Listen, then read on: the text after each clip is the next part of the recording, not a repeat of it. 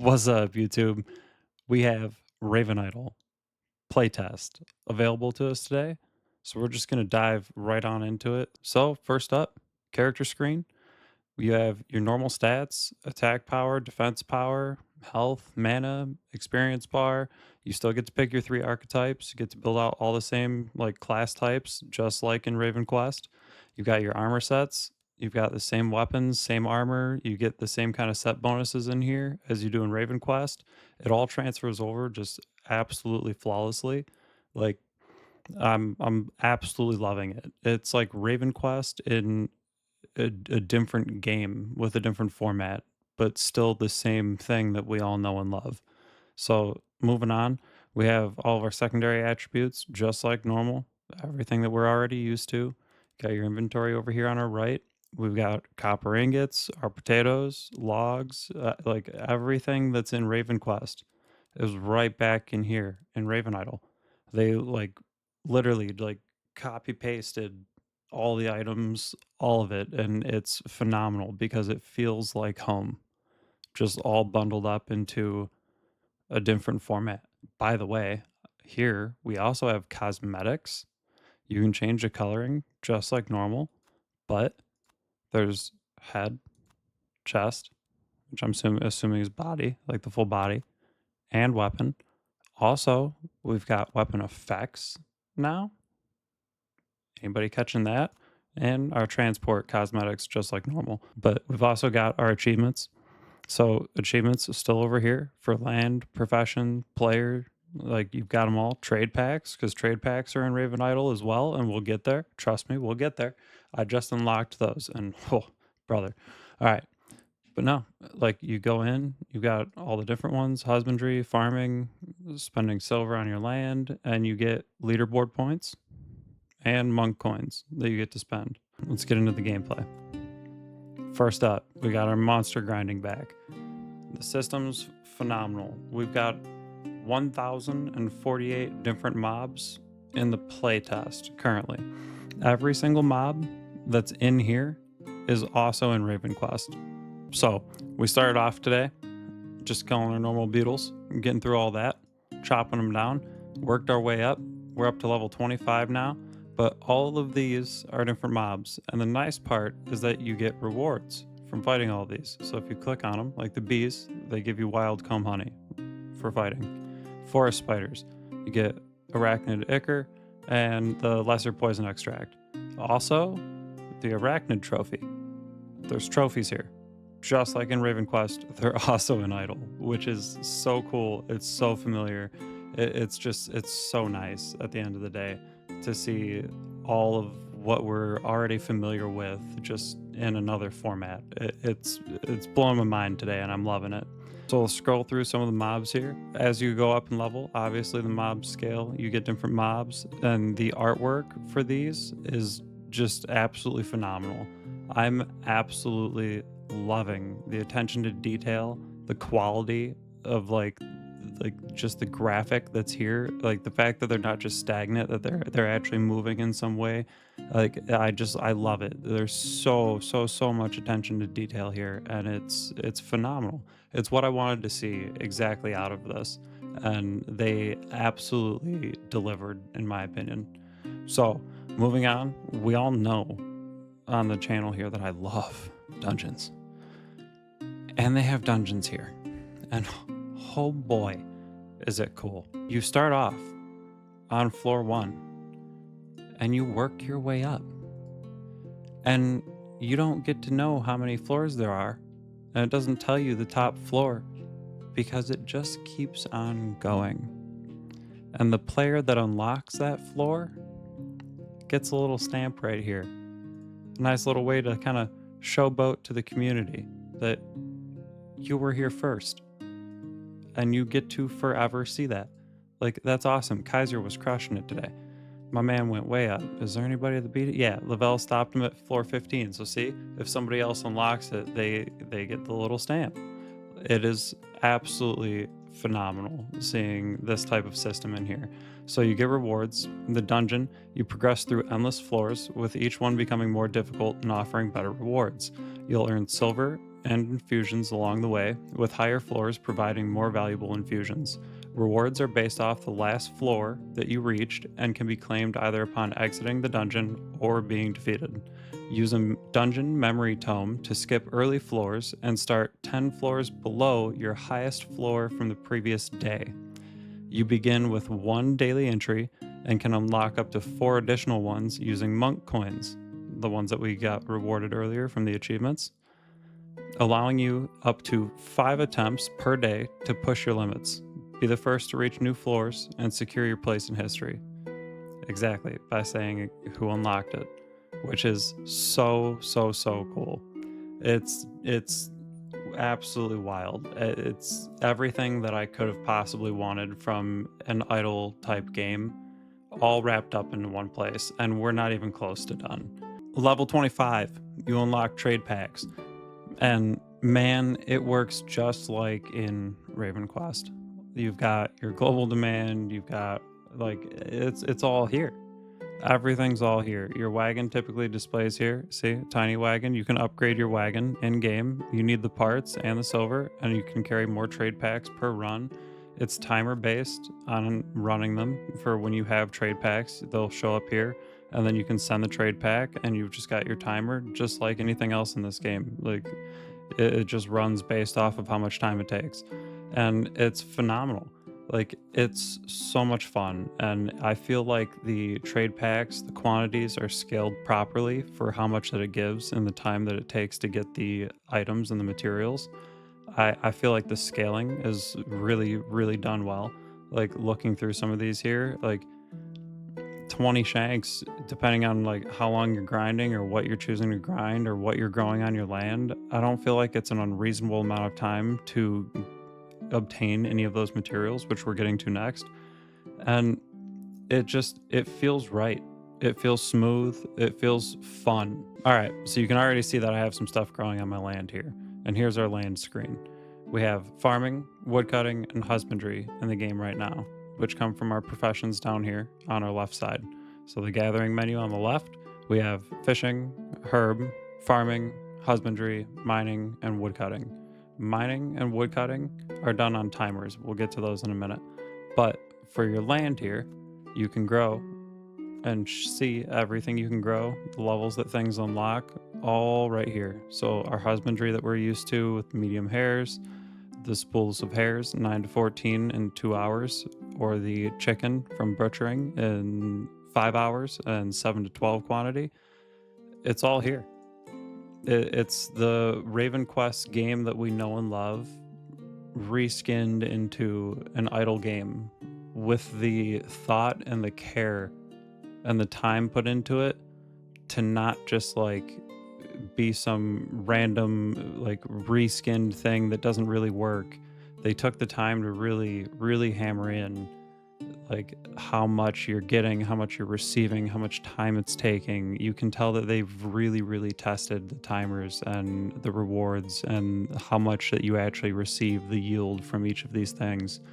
And I cannot wait to get my hands on the full release. So with your land, I've got some trees going right here. It shows you you're gathering, the experience you're getting, the percentage done, and the time left until you can gather them. When you can gather them, like my potatoes here, they'll show up, experience 100%, 0 seconds left, and I get 200 experience for each one. You don't have to gather them. We have mass gathering. Boom. And potatoes are gathered. So then we come back here if you want to plant, because I have trees going. We only have slots for 1x1s. Right now, the only 1x1 thing that I have available is potatoes. So you click it, and it pops right up over here. Yep. And then if you hit X, just cancels it. You can come back and it pops it back up again. Super simple, super easy, super smooth. Timers start going right away. It feels so great. And I feel like there's so much time put into it. You can also upgrade your land. You can come up here, boom, 250K of silver, and you can upgrade your medium to a large and have more tiles to grow on, which is phenomenal. So literally with the in-game processes, you can just upgrade your land right in game. Also, if you hold land for RavenQuest, you're going to be able to use that in here.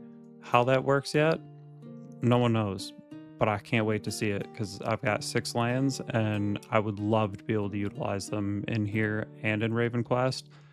That's just the cross integration between the two. That's phenomenal. Next up, we've got our merchant screen, and it works exactly how it does in game. You have your inventory here on the left. You've got your buy and sell options. When you come to sell, you can sell all. Shows you the total, everything that you're selling, and the total silver that you're receiving for it. And say there's something in here that you don't want to sell for whatever reason. Instead of selling things individually, you can just uncheck what you don't want to sell. That's simple. Say you wanted to sell just one thing. You don't want to uncheck everything, you're saving some stuff, you can do that too. Just click right here, pop it up, sell them. That easy, that simple. Your silver shows right up here at the top on the right next to your monk coins and your effort. And it works. It works. You can also buy. You can buy your potions from here. Your potions are also used in combat, which you can put down for your consumables. We'll get to that in a moment though. All right, the professions menu on the left. We already touched on farming and husbandry. Those also come from your land screen. But the two down at the bottom, mining and woodcutting, are a bit different. You still have to level these up, and you level these up a little bit differently. You level these by gathering. So it's an idle task, just like the battles up here at the top from before. Just like these, how you would click one of these and then click battle, and it puts you into your battle mode here. You have to do the same exact thing, but with your gathering for mining and woodcutting. So you come down here, you click gather, and it starts your gathering. That simple, that easy. It's an idle game. It's not supposed to be difficult. It's very straightforward. You get to see all the mats that you're receiving and the experience right here on the right. And then you have a little summary that can pop up. If you don't want to end it, you can click a summary and see everything you're getting. Also, where I talked about the monk coins before, this is one of those places where you can spend them. So you can increase your gathering idle time to 24 hours, because currently, I believe it's 6 hours is the cap at which it cuts off for the end of the idle. So you can only do 6 hours at a time. But if you spend 400 monk coins, you can increase that to 24 hours. So you can walk away, hands up, 24 hours, you're just grinding. Solid quality of life spend there, especially for an idle game. Woodcutting, we have the same. Juniper trees, the fir trees, you see everything that you're receiving from the nodes down here on the right, underneath the gathering sign. And as you receive these materials, they just show right up in your inventory. You don't have to go gather them, they just pop right on in. That easy, that simple.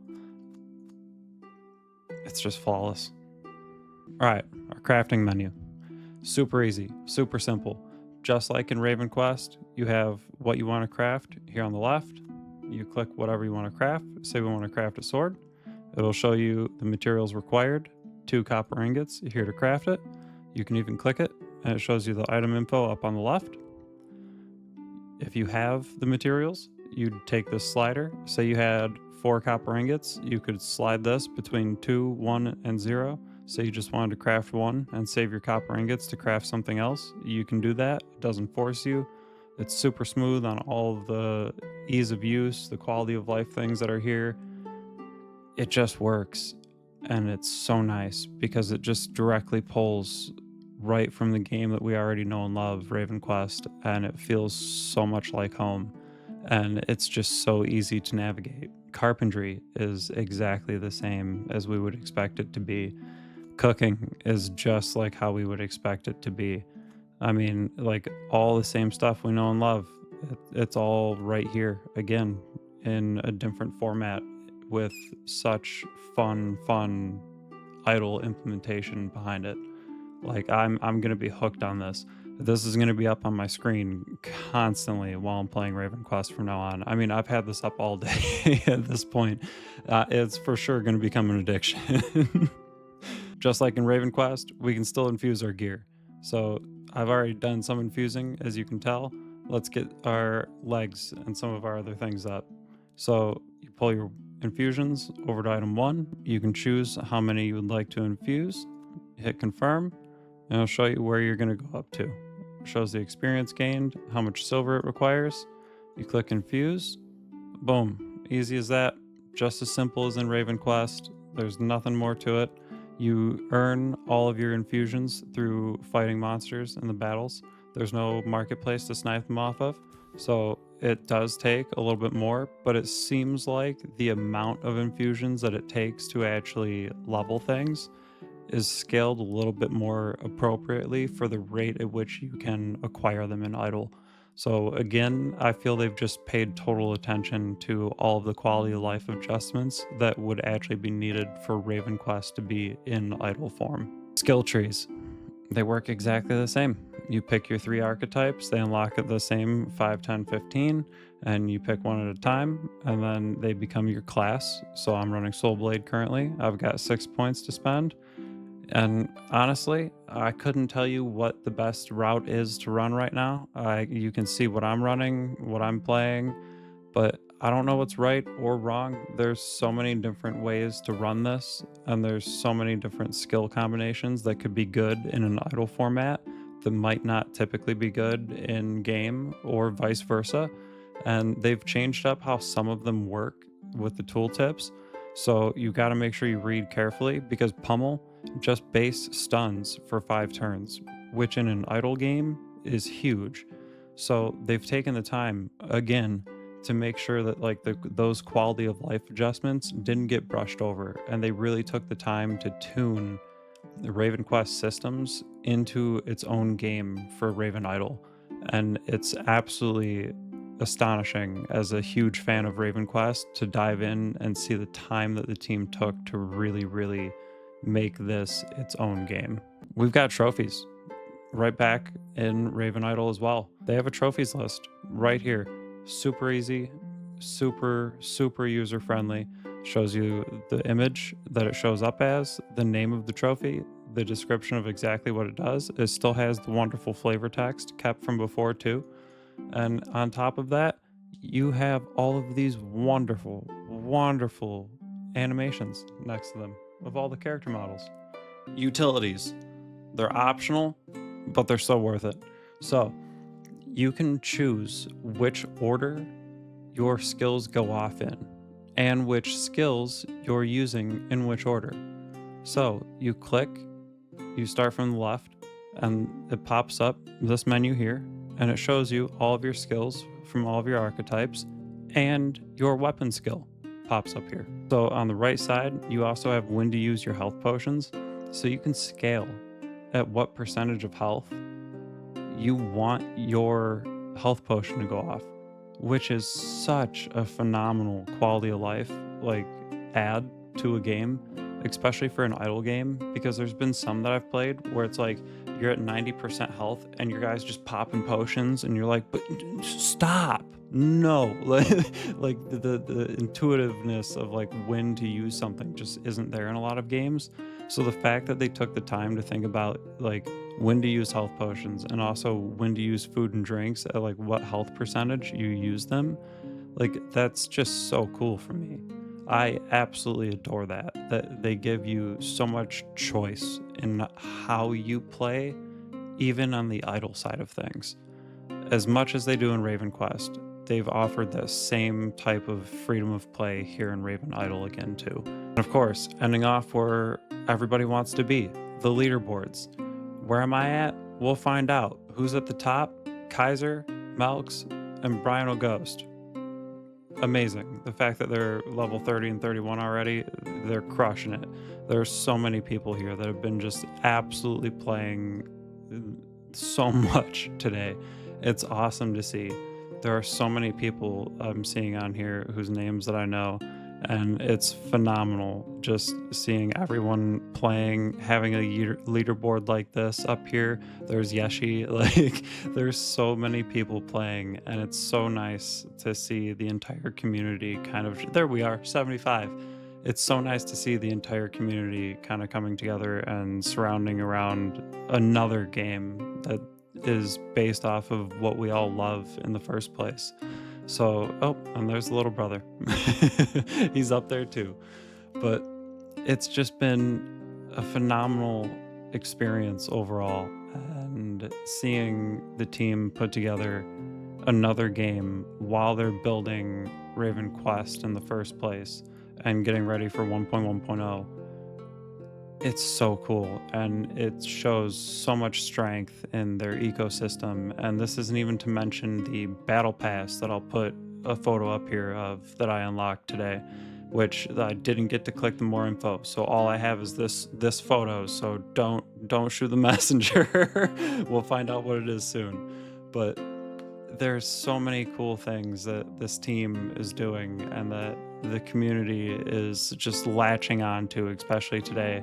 Like everybody in the guild, everybody in the Discord has been talking about RavenIdle, and it's so cool to see how much attention that they've really paid and given the game just as its own light, its own concept, its own feel, but with everything that we know and love.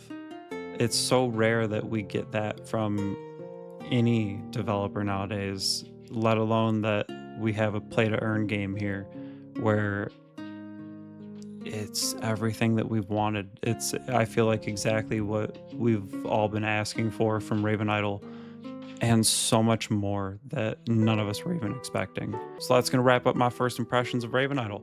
If you have any feelings, thoughts, suggestions, opinions, drop them down below, share them, let's talk. I'm curious to hear what you guys are thinking and how you guys feel about RavenIdle. Have you played yet? Are you able to play? Are you wanting to play really bad like I was? Because if so, it's so worth it. This has a big thumbs up from Nova. So don't forget, peace, love, positivity, and I'll see you guys next time.